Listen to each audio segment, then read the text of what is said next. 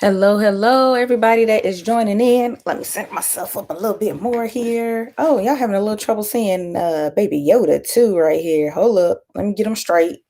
You know what? I'm working at a little old tiny box, but here he is. I don't know if everybody can see them. There's Baby Yoda in the scene. But I am your host, Ryan Bennett, and this is Baby Yoda, half cut off his head, shrunk down in the middle. But we are going to talk about Mandalorian Chapter 11, Chapter 12. We got a cool recap going on for you guys today. And it's going to be fun. We're going to get into it. So, everybody that is joining, be sure to let me know your comments here about season 2. Let me know what you think about season 2 so far.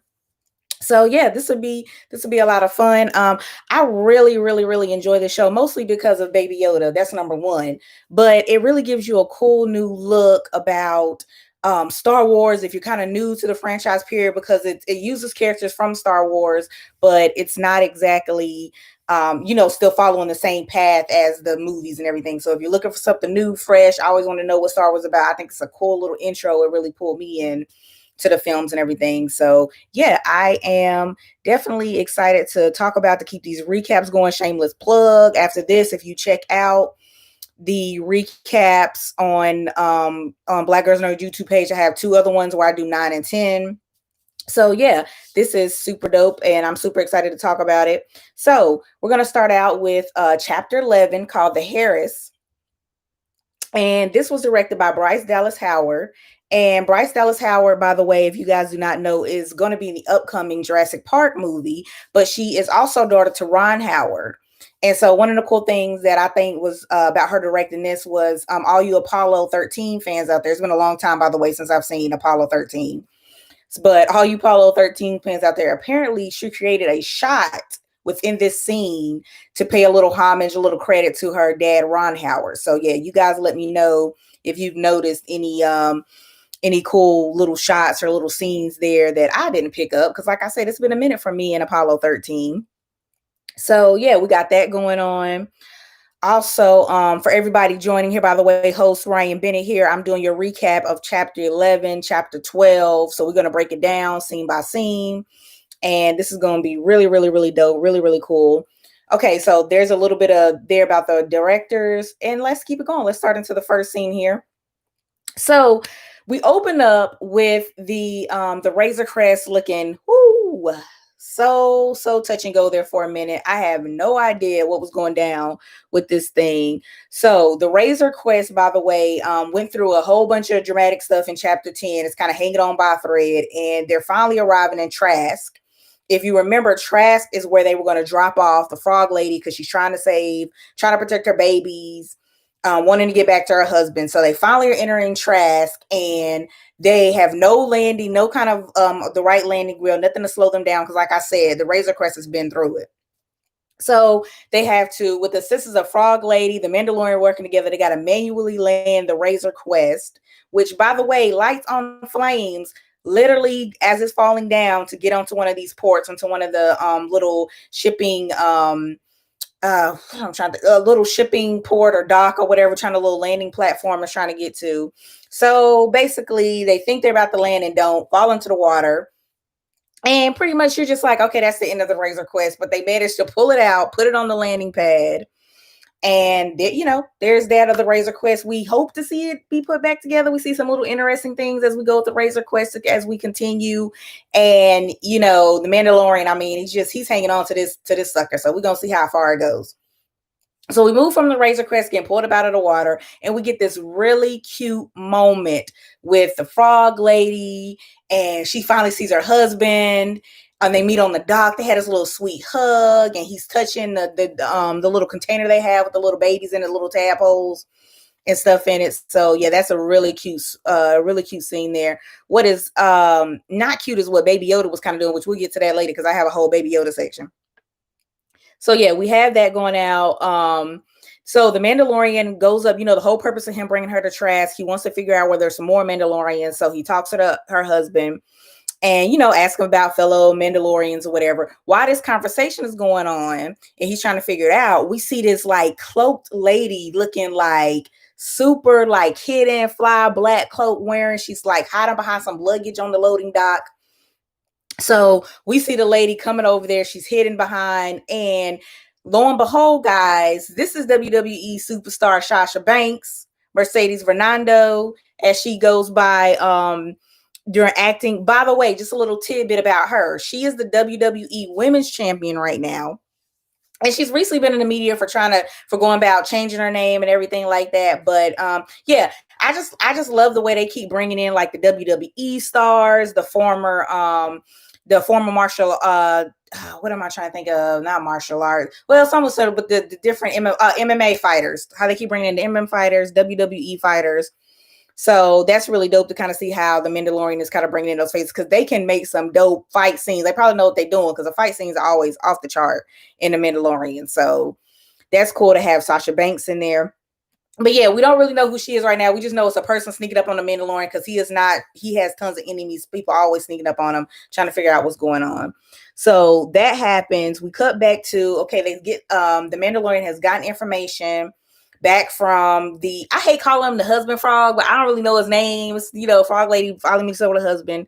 Husband is telling Mandalorian, okay, go check out over there at that inn or that little pub, restaurant, whatever what you have, whatever you call it, going to check out and eat, get some information. So they go into this kind of little, like I said, kind of little swanky little bar here or whatever.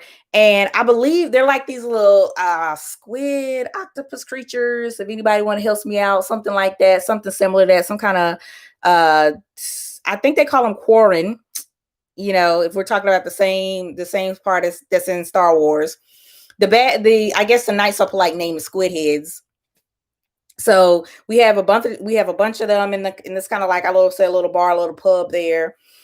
And he's like, okay, I'm gonna go hook you up here. I'll help you out. He already looks a little sketch, a little off anyway. And it's like, okay, I'll give you this information, but at a price. And it's like, will you though? Will you? Okay. But so, Mandalorian's like, okay, he's got to find, he's not stopping until he gets the child, AKA Baby Yoda, where he needs to go. So he's going to do it. He's getting on the ship with this Quarren. And so they get on the ship, right? You think everything is like, okay, kind of hunky-dory, even though I don't really trust this dude. The vibe is just all off. It's weird. So they're on the ship here, and the guy's like, well, have you ever seen, I think he said a mama core or something like that, he called, have you ever seen her eat? And I'm like, first of all, like, really, sir? He's like really getting into this, like, oh, you might want to let the child see. That's like, okay. But they go along with it. The Mandalorian's still kind of protective. He's like, you can see Baby Yoda trying to inch up. And basically what it is this little open space in the ship with this little gate that slides. Well, not little gate, it's kind of a big steel gate. And so they have this creature down the bottom they always toss and throw fish to. So he's like, oh, don't you guys want to come over and see that? No, it's like Shark Week. It's like when they put you in that little well, I've never been into it, so I don't know why I'm saying y'all, but any kind of little up close counter with the creature or something. You like, do I really want to see this? No, I don't really want to see it. But anyway, he's trying to draw him in, like, oh, you're gonna love this. As soon as they drop the fish down, you see this, because the creature is gonna be out of this world because of Star Wars. The mouth, you just see this like weird looking mouth thing come up straight up. Tell me why this Quarren hits, I think uses a stick, hits Baby Yoda now, but luckily Baby Yoda's in his little float, in his little hovering carriage. So that closes up real nice and tight. Gobbles Baby Yoda up. Of course, the Mandalorian's going in after for Baby Yoda. Then they close up the gate. They close up this little gate, little fence thing over the water. And so now there you got Baby Yoda, got the Mandalorian trapping in the Mandalorian, is fighting, trying to get out top. Then they have the nerve to take some little staff stick things and they're like stabbing them in between. I'm like, really? And then we like, baby, what? Baby Yoda, but Baby Yoda though. Anyway, so they all trapped down there in the fence, into the gate. And it is crazy. It's crazy how this is going down right now. You thinking, okay, they're goner. But all of a sudden, these blue, I want to go with like blue, I want to say that blue Mandalorian outfit, because we're going to get to more about them a little later. But you all of a sudden see them like come down with these fly jet packs, fly outfit, everything. Thank you for coming in to save, because I was like, Mandalorian and Baby Yoda was about to be gone. So they come down, start kicking butt, kicking all these corn, all these squid heads up, taking them out. And then the Mandalorian is like, they pull the Mandalorian out. He's like barely out of breath. He's like, okay, I need you to get the child. One of them drives down, like we still don't know. They still got on their helmets. They still there looking all gangsters, 3 of them. One of them jumps down in there into this little pool, little opening of the boat or whatever, what a creature was. And they start this. I don't know what she did, but I guess she may have blown up the creature or whatever. But she pops back, sure enough, pops back up with Baby Yoda. Of course, Baby Yoda's all good. We're all good. Everything's cool. Because, he was in his little protective shield, which I'm trying to figure out if they'll ever, because they don't really dress it as we go. Maybe they'll get that shield back eventually, something happens, but we'll kind of see where that goes. But we don't really know what's going to happen to this little floating baby carriage thing now, because they definitely had to rip that thing up to get him out. So they pull him up out of there. We finally get to come face to face with these 3 that we think are Mandalorians. But here's, what's always a telltale sign of whether you're a Mandalorian or not, or whether the Mandalorian thinks you're part of his tribe or not, or following the right rules, is if you take your helmet off. So as the Mandalorian is thanking them, saying, hey, I've been looking for you guys. Oop. They take their helmets off, and he's like, okay. And the whole audience is like, all right. We finally think we found some Mandalorians, but no, are they really though? And so the lady which is she says, I'm trying to think exactly. I want to kind of phrase it differently, but basically they are from the island of Mandalore. Her name is Bo Katan, and she's from the clan Kryze. And so basically they are a Mandalorian. They're just like a different kind of form. And they're trying to say that the kind of Mandalorian that Mando is part of this religious cult that kind of broke away from Mandalore. So there's kind of these 2, I feel like we're kind of getting these 2 different sides of 2 different groups of Mandalorians, which I think is really dope and kind of gives them a little room to play with this as we go throughout the series. So that's really cool. So we got these 2 groups of Mandalorians, so to speak, now. And they basically want to reestablish the ancient way. So they're kind of telling him, hey, we're different. We're kind of different. We want to kind of bring you into our Mandalorian world, or what we know to be Mandalorian, as opposed to they're calling the Mando or the Mandalorian that we all, the fans, are all watching. That's kind of like, part of this religious cult where they think they got to hide their face and are different from everybody else. But, that's not the case. But the Mando, he's not convinced easily. So he flies off with Baby Yoda, and then kind of lands on the shore or whatever, goes back to where the port is, and you see the boat that they were on, the ship that are going to go up in flames. I guess they're kind of trying to cover up their tracks, or learn how to cover up their tracks. And then you see those or you see the rest of the blue Mandalorians fly off. So yeah, they go ahead and take off there. And then when we see it's kind of nighttime down, long day for them, we see the Mandalorian and the child kind of back on the docks, and all of a sudden all the creatures start surrounding them, all the Quarren start surrounding them, because apparently they think that because they all kind of look alike, just different like colors of their armor, I guess they want to say. I mean, why not try to group them all together, like you do. So as all the creatures start kind of trying to surround them and everything and try to take them out, he's really, not feeling this, not know what he's gonna do. Like there's about 10, maybe more of these guys surrounding them. So what are they gonna do? Again, these other Mandalorians come up to save the day, and they're like, I'm kid you not, it's probably like, this scene's probably like 5 minutes or so where they just shoot compared with the Mando. They all just shoot them all up, and then they're dead, and then it's just the end of that. You're kind of like, so all you guys surrounded them for that? That's all we get? Okay.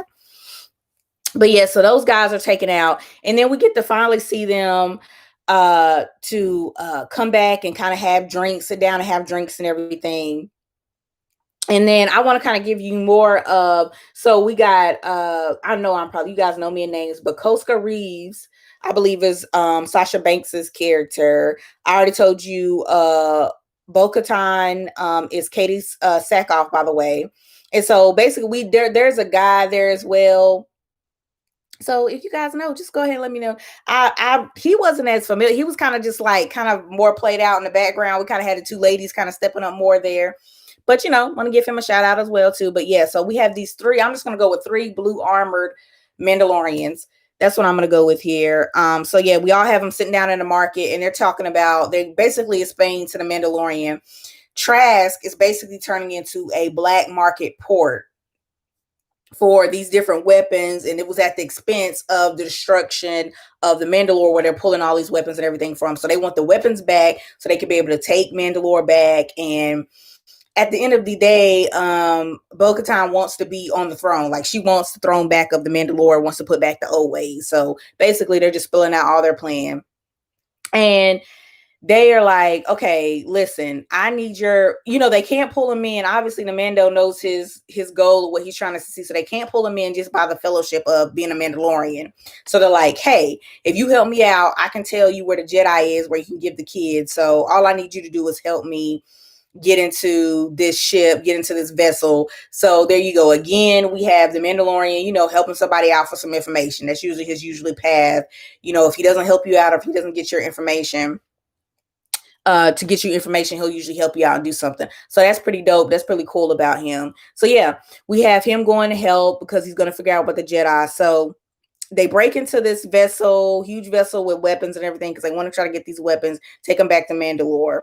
Of course, guarded by stormtroopers there. And you see three guys. There's three guys in the front. The actor's name is escaping, but you got the captain and two other pilots in the sun. They kind of seal themselves off in the hatch because they know what's going down once these. And by the way, they already think there's like 20 so or something, because these guys are just so badass. They think they're already like 20 or so, but it's pretty much 4. It's just 4 Mandalorians, so they can't really handle. But it is how it is because they got some gangster weapons. It is what it is. So they come in, they're fighting, taking over the ship, going store by store, going section by section. And you have Mando throwing out a lot of his bombs, the little smoke, not really like smoke grenades and stuff like that, but I just love all these scenes where we get to see their different tech and how it's a little source of night vision and kind of little X-ray vision that they can see do different things. So really, I hope they really do like an episode where they kind of break down like just the armor and foundation of different things, which is really dope about the Mandalorians, their outfits and their weapons and everything, what everything means and how they get it. It's really dope that this series kind of breaks down. So yeah, we have that. We kind of get to see them go through these different ways trying to get through. And once they kind of get locked into the little cargo pit, and everybody's pretty much like, okay, we thought we could get these guys. It was only 4 of them. We thought we could get them. Of course they can't. Stormtroopers ain't doing nothing. They getting taken out left or right. So basically what ends up happening is we get to go back to the pilot, or we get to go back to the captain of this vessel. And this is where we find out that Moff Gideon, people, is back. Actually, no, I think we saw some more scenes where we knew he was still like in the game. We saw some things popping off, some things happening. But the way when he popped up on this console, because you know how they do the little virtual of, checking of everybody like that. But yeah, he popped in, and it's just like, okay, Moff Gideon in the building is going down right now. But basically, Moff is like, y'all ain't getting no help. Y'all let them get too far. You lost. So you know what happens. You know what goes down when, in the Imperial world, when you mess up like this. So the captain starts trying to nosedive the vessel down, or the spacecraft down into the water. Mandalorians ain't letting this happen because they need the vessel. First of all, they need information from him as well, but they wanted to take the whole vessel with all the weapons, so they're not letting this happen. So we get to see this other kind of interesting fight, see them get to the front. We also kind of get to see this little tiff between Bo-Katan and the Mandalorian, because he doesn't like, and she kind of did change it up on him, but she kind of changed the game plan because he was just trying to get them on the vessel. She didn't really say anything about trying to take over the whole thing, taking all the weapons back. So she kind of changed up the plan on him a little bit there, and he wasn't too happy about that. So you get to see a little bit of riff, a little difference in how, if they ever cross paths again, how their interaction will be. So that's very interesting. So anyway, we got the captain trying to nosedive the ship. The Mandalorian does end up saving the day for them because he's like, at the end of the day, he has this goal of, okay, I need to figure out what these Jedi's are. And he knows at the core, they're not malicious people. They have a goal that they're trying to reach. So he helps them, by taking a plunge. He takes a lot of we get to kind of get this cool scene of him taking a lot of these shots from the stormtroopers with the armor because they ended up getting boxed in where nobody could get through all the firepower that the stormtroopers were laying down in order to get to the hatch where the captain was and everything, and where they were able to pilot and everything. So we get this really cool effects and visual of how much his armor can take, because he pretty much just nose dives in and takes all the shots so he can kind of send out these bombs and take everybody out. So they get into the hole right here, and the captain ends up sending out a signal and basically killing himself because he's not going to give them any information, and he knows if Moff Gideon finds out he's still alive, he's going to kill him anyway. So he ends up killing himself. But then we also figure out too in this scene that Bo-Katan and all these guys are looking for the Dark Saber. And you remember the Dark Saber was revealed as part of the season finale of season 1. So it was kind of cool to figure out, okay, there's something else going on with these Dark Sabers that they're trying to get to. By the way, the Dark Saber is so badass. Like, I cannot wait to see where this goes. Like, the way that, like, just the lights and everything, like, it's going to be dope when they actually figure out or give us more detail in how that goes. So, so as the others, try to pull the shit back and everything like that. Like I said, the captain has already taken himself out, and then we kind of get this little final cute. I guess it's kind of cute. They kind of just, chalk it up as like, two bosses got to keep it on the move. Pretty much is how I like to sum it up. But you have the Mandalorian, you have Bo-Katan, and she's like, okay, look, you helped me out. I'm not going to forget what you did. We really appreciate it. Hey, let me tell you how to find this Jedi where he could go. So they tell him, she tells the Mandalorian that he needs to go to the city of Corvus and that he needs to find Ahsoka Tano, and that she will be able to tell them that, be able to tell him more about the Jedi, what's going down, give him more of his answers. And then, they have to part by saying, this is the way. So we get that kind of cool little scene. Other thing that's epic is we get to see the Mandalorian dive out of the plane using his jetpack, which is really cool. I love any of the jetpack scenes are really cool. And especially the way they shot this, because usually it's kind of seeing him take off a little bit, but the way he kind of dives like a little Superman, almost like Superman dive out of the plane, which I thought was really cool that we don't always get to see him with his jetpack doing that. So then we have the baby Yoda Mandalorian back in the Razor Clay, which looks a hot ass mess. I don't know who repaired this, but woo, y'all, I don't know how the Razor Crest gonna make it. That thing was a hot ass mess. I don't know who put that thing together. He should have took that money back from that man, and not, because it was just like string everywhere, certain ropes holding up everything. And then like as they're taking off, some little like octopus squid thing falls down from the roof. I'm like, what is happening right now with this shit? But the Razor Quest, you just keep on trucking along. It crunk, they might end up having to, I don't know what's gonna be happening with that thing, but it moved a little bit. So anyway, I gotta get down to my Baby Yoda moments. This one right here that is kind of shaking down. I gotta figure out how to do my little thing here. Something. Well, okay, I guess that's close enough. Okay. Now I got to figure out how to do my little Baby Yoda moments, get him a little closer. But anyway, so I want to go back to the beginning. I was telling you. So we got Baby Yoda looking at the frog lady's eggs and everything at the beginning of the scene, and then he looks back at the Mandalorian, and you could tell that Baby Yoda's hungry and wants some more frog eggs. Like he didn't eat enough of it in the first one, in the episode previous. So yeah, there's that. I'm questioning a lot of times they keep putting Baby Yoda near these frogs, and then okay, as if he hasn't eaten enough, we get him into the restaurant here, and they give him a bowl of chowder there, and there's like, I don't think these things are baby. I said baby octopus, but it had to be some kind of little baby squid or something maybe that was in the bowl, and it ends up sticking to his face. And I just thought this was a little funny, cute scene, because we haven't actually got to see Baby Yoda food come back and attack him yet. So I thought this was a real cool scene, that it was like he always trying to eat something, and it was like a little surprise in there. And then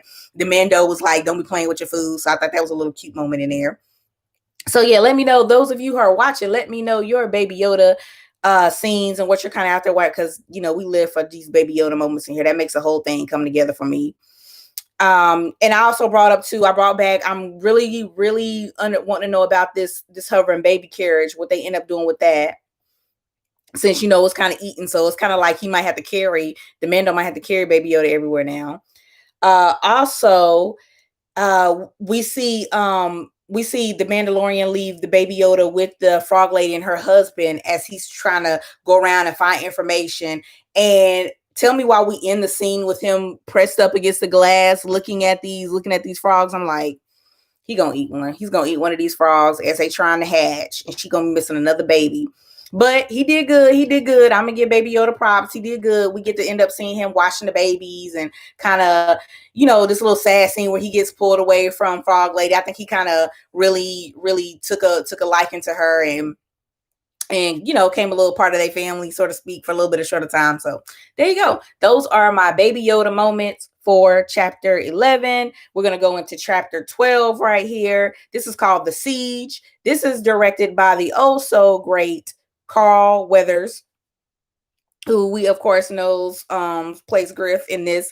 So that was dope. I thought that was cool. They kind of letting them, like, I always like when you get to see the actors come out from behind and kind of take over a different role and kind of go into the directing seat. So it was cool to see Carl Weathers step up and get to do that.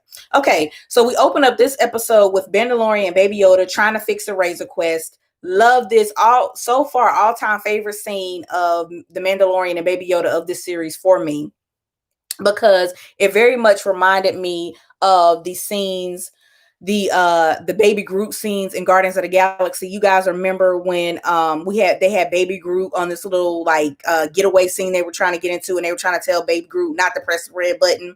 Well, we had a similar situation except for Mandalorian and was trying to get Baby Yoda not to connect to not to put the blue and the red wire together, which he obviously was going to end up doing anyway, again, because it's Baby Yoda. So he ended up doing it anyway. And we get to see, I was like, I don't know what's that. Like, I didn't know if Baby Yoda's about to be electrocuted, y'all, and be out for a couple episodes, because it was some flashes and it was a puff of smoke. But I always thought this was like, I mean, we don't need to I thought it was kind of funny scene there, guys. I thought it was a little bit funny. But it's we're glad Baby Yoda is back and he's okay. And don't ever ask Baby Yoda to try to help you fix anything on this Razor Quest again. Mandalorian, I hope you have learned this lesson, because that went all the way left. So anyway, so after we have that scene, we also get this real cool scene that we don't get to see the two of them kind of sitting together, sipping on some soup. And also, I want to kind of point out how the Mandalorian, because we know nobody can see his face or whatever, no living creature or whatever, he's like lifting his helmet per soup sip.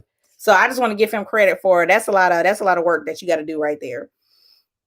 So we get to see them going through that. They realize, okay, we got to go back to Navarro. This ain't going down right. We got to go back to Navarro and get the ship fixed. I love this because now that we're going back to Navarro, we're going to get to see Cara and we're going to get to see Griff back, the little duo, the dynamic duo of all these guys back together. Working is cool, getting the old school gang back together. We do though, before we get all the way into Navarro, we get to see Cara, who's now the marshal, take care of some thugs, which is really dope. We get to kind of see her, how she's been in her marshal role, kind of cleaning up Navarro, making everything safe. They basically have turned it into this nice safe haven for everybody to be in. So that's really dope to kind of see her in that role. So we see Mandalorian, Baby Yoda arrive, Cara, Griff come out and kind of greet them and everything like that, and we get to see Griff with his cute scene of talk to Baby Yoda and asking if the Mandalorian's been taking care of him, everything. I just love that really cute scene. A little moment between them is pretty dope. And so we kind of get to see them walk through Navarro and kind of talk out what's been going on. Things have been changing. And we get a scene now where the Mandalorian basically there is a Baby Yoda moment in here, but I'm gonna go back just in case you guys wondering. I'm gonna come back later on and talk about the Baby Yoda moment in here, because it is too cute what happens in there. But basically, we have Cara, Griff, and the Mandalorian. They got to talk business right now.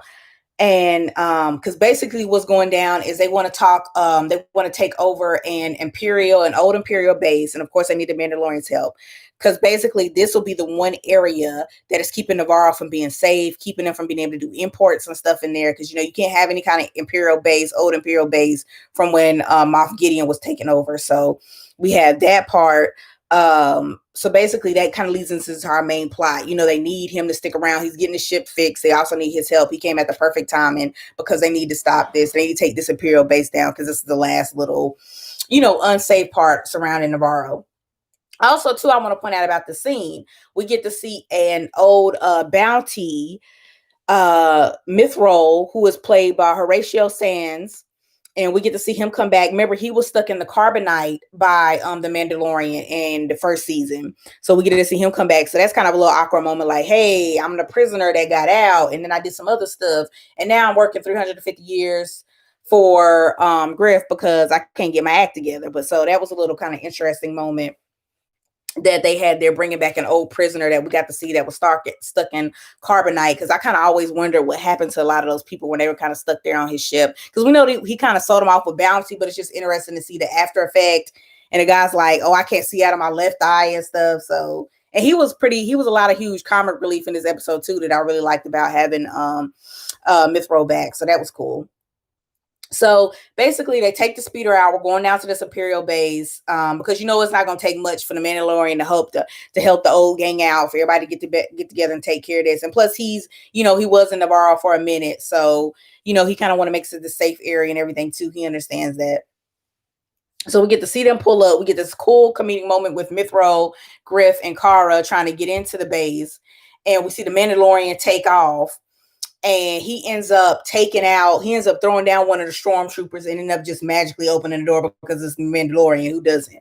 But I just love the little comedy moment between Mithril and everybody, them trying to get in, and him like, I only brought this tool just, this is usually used on toilets or whatever like that. But yeah, it was really cool seeing them kind of have that little comedic reaction between each other. And so they get inside. We finally get to see them get inside. The scout troopers and everything on the coming through. They got to take care of them. These guys drop like flies, as by the way.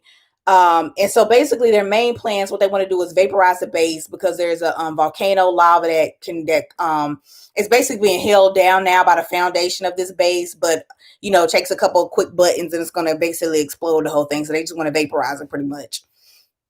So as they kind of carry out that plan, they're taking out a lot of the scout troopers. But what is interesting, though, that I want to point out that we learned is that they come up and they discover there's a lab there, because they thought this was just a military base, but there's technically a lab there. So the key thing that we kind of learn here is that the doctor, if you guys all remember the scientist and the doctor that the Mandalorian ends up rescuing Baby Yoda from, who actually he let go because he technically wasn't hurting Baby Yoda. You just kind of see him in there kind of running the tests in season 1 and everything. But we learned that he's taking blood from Baby Yoda. And as part of Moff Gideon plan, they have been trying it out, testing it on people, trying to figure out, basically what I can assume is trying to see if they can replicate the powers, find out more about Baby Yoda without actually having Baby Yoda in the thing, because obviously they don't have him anymore. So yeah, we get to kind of see them walk through and go through that. But yeah, so we kind of get to see that little base and that little happen in the lab there. But yeah, and they find out the recording is only 3 days old. This is them really starting to find out, okay, Moff Gideon is not dead, even though the audience, we've kind of been following out, getting a little hints here and there. Okay, this guy's very much still here, very much still alive. But yeah, this is kind of, they're really like in the face, like Moff Gideon is here, and we get to see see Mandalorian. The Mandalorian panic a lot. He's like, okay, I gotta go back. I gotta go find Baby Yoda. I gotta find him. I gotta get him. Because there's no telling what kind of test they're trying to run. And they find out they need more blood from this guy. So their Mandalorian takes off, finds him, and then we get to see Griff, and we get to see Cara, and we get to see Mithril continue to take out scout troopers as they do, and they got to get off, basically got to get off this base because it's about to blow, because they've already put their plan in motion. They're going to vaporize the base. So they take off and try to see where this is going to go, what's going to happen, how this is going to go down. So basically we get to see them fighting, going through fighting. And what I think is cool is they find they find this kind of little old school spacecraft Imperial vehicle that I think is pretty dope. Also, I mean, kind of looks like one of those like in the military. I don't know. I can't think of it right now. One of those kind of like one of like the little war vehicles and stuff that they use there. But they end up finding this kind of empirical vehicle to be able to take over and get out of there, because basically they just got to start running over these troopers, because they're not going to be able to get out. It's way too much firepower, and it's only like 3 of them. So they got to start taking them out, running over. And so they go through, blow through, we're running through, we're in this spacecraft, and we get to see, which I thought was cool here, we get to see Griff kind of take the firepower here a little bit and kind of fighting out using the shift weapons and everything, because the troopers are out in their spacecrafts, lighting it up, trying to shoot them down and everything. A lot of them are in the tie line starfighter, a lot of the ships that a lot of the spacecrafts that we get to see going on here. So I thought that was kind of interesting. Also some of them too are like the dark troopers. These are the next generation of troopers too that you'll kind of notice that are floating around in these spacecrafts. So a lot of cool things here. I like how they're mixing up, adding their own new flavor in the Mandalorian to some of the older elements of Star Wars that we're all used to. So yeah, we got some of the dark troopers. We got them in the tie line starfighter spacecrafts that are really cool and dope to see them going around. And and also too here, just so you know, the timeline starfighters, they're part of basically their twin ion engines are basically what are in these spacecrafts. I'm kind of a nerd when it comes to that. I like all the little vehicles and cool little spacecrafts and stuff like that. So I thought I would drop a little knowledge on there. So also we get to see, so basically we have this streaming huge fighting scene. They're getting back to the inner city of Navarro. You think it's all over because they still got about 4 of these little tie line starfighters, tie line, if I could speak, starfighters following them out there. So you think they're coming right up to the gate. They're closing in these troopers here. All of a sudden, Mandalorian back in the scene, people. We got a fly gangster Razor Crest takes them out. Like we get to see them shoot straight up. We get to see some amazing fighter skills from the Razor Crest, which we don't usually get to see because usually he's trying to keep it like nice and steady. The Razor Crest been taking some hits. So it's great to see it back up in action, throwing that firepower, which was dope. And we get to see like Baby Yoda raising his hands like he's on a roller coaster with the way the ship is going around and everything, trying to chase these troopers. So that was a real cool, fun scene to kind of see like Baby Yoda on a spacecraft. Also, he is holding these, I'm going to kind of jump to this. He is holding these macaroons, the little, I guess you call it like little sweet cookies or whatever you guys want to, however you guys phrase it. I know there's different ways to say it, but he's still holding on to the snack, which he took from a little kid that wouldn't share from him in class. So what's the number one lesson here? People share, because you might get the force used on you and somebody take your snacks. I mean, bottom line. But anyway, we get to see him with the cookies in his hand, right? You know, his hand is, he's just like yelling and making all these little cute baby noises because he's having fun. But basically, the Mandalorian saves the day, takes care of it like he does. And we get to see this cute little moment of Griff calling them and like, hey, let me buy you a drink. Thanks for taking care of this for us. He's like, nah, we got to go. I got to get Baby Yoda back. I got to find the Jedi, we got to keep it moving. So, the Mandalorian is all about his business, getting Baby Yoda to where they need to be. So, that's cool. So we get to see them take off or whatever. Interesting, back on Navarro, though, where we have Griff and we have Cara. What I think is really dope is we get to see, we kind of get to see the interesting dynamic of them and kind of where their paths are kind of taking them as the series go. I think they try to give us a little bit of tidbit of that as we go. So with Griff, we kind of see him kind of dodge, authority, like, hey, I don't know what was really going on in that base. You don't really have enough evidence. You got to see him dance around. It's like, you don't really have enough evidence to tie me to that. Here's what happened. I mean, it's gone now. Let's keep it moving. Yada, yada, yada. So he kind of brushes it off. We kind of see that Griff is loving this, this sort of paper roll work. If you want to keep an administrative role, he's really taking a liking to protecting Navarro, and he knows where he wants to take it as far as like future and imports and everything like that. He really knows where he wants to keep Navarro and how he wants to protect it in the future. So we get to see Griff leave off there. What is also cool is we get to see Cara's take on where she is right now. And you kind of see her outside feeding one of the little animal that she ended up saving from a earlier robber early in the show, earlier in the episode. And so she's kind of out there chilling, and the officer comes up to her like, so I think I saw that you were in Alderaan, and he was like, hey, trying to have a little bonding moment with her. He was like, hey, did you lose anybody? And she was like, I lost everybody. And he was like, well, I was up there too, and I was fighting. And so basically you kind of get you see him, she's cute. She still has this tough exterior to fight, which I think is, which we all love about her. She's a fighter, and she only lets with so many people close and into her world. She kind of does her own little thing. But we see this glimpse of her where he's trying to turn her a little bit, trying to recruit her like, hey, there's something bigger going on here. And I know it. And I know people are trying to hide it, but we cannot stop this by ourselves. We need local support. And, he kind of he puts a badge on the table, and he's like, you kind of see her look at that and then look at him, and you can kind of tell there's something turning there. So her looks like her storyline is going to be kind of really cool and dope as we continue to go. And then, so here, kind of wrapping up things here, I want to kind of get to this moment real quick as we kind of end, where we go back to this other real cool, huge spacecraft coming in. And we get to see that there is a comms and communication officer here, played by actress Katie O'Brien, by the way. And I want to give a special shout out to her, by the way. She plays Major Sarah Gray on Black Lightning, if you have any Black Lightning fans out there. I thought it was interesting to see her kind of come back, because if you know what happened in that, it's not going to be too many more of them left from Black Lightning coming into the new season. So it's kind of cool seeing her play into a new role here. So yeah, shout out for that. So we had this communication officer come up, and we see that she gets a message from one of the people that worked on, one of the mechanics that worked on the Mandalorian ship. And we realized they got a tracker on the Mandalorian ship on the Razor Crest. So that's not good. So we realize they got a tracker there. We also see her go to Moff Gideon, and she's like, okay, the tracker's implanted. They also know that the Mandalorian has Baby Yoda. So just so many things are not adding up. Also, too, that I don't like, as we kind of end this episode, we see Moff Gideon there, and there's like this, you see this kind of army, this infantry unit surrounding him that's kind of being built up behind him. And they got the black armor. They got the Dark Vader breathing apparatus. So all that spells trouble to me. So it's going to be very interesting how this kind of unfolds in chapter 13. I can't wait to see what else kind of goes down. Also, chapter 13, you guys, is going to be insane. If you guys have already been following Black Girl Nerds on the IG channel and everything like that, we have already dropped some spoilers of who is in chapter 13. I can't wait to talk to you guys about it.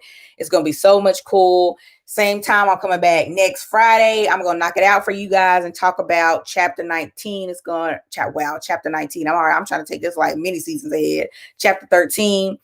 Like I said, it's gonna be so cool. So many cool characters, and there's so many dope fight scenes that I can't wait to break down and talk to you guys about. Can't wait to see what Baby Yoda's getting into. But yeah, I want to always, you guys just voted. This video we posted back later. After this, I want to know all of your comments, all of your thoughts. Okay, we're keeping off on Moff Gideon. What's going on with him? We got Cara and Griff. We got these blue armor Mandalorians. Getting baby Yoda to these Jedi. So many different moving parts here. I want to know what you think so far of season 2. Everybody stay safe, wear your mask. Social distance is so important. And guys, thank you so much for staying tuned, for checking in. And I appreciate it. Bye-bye. Everybody stay safe.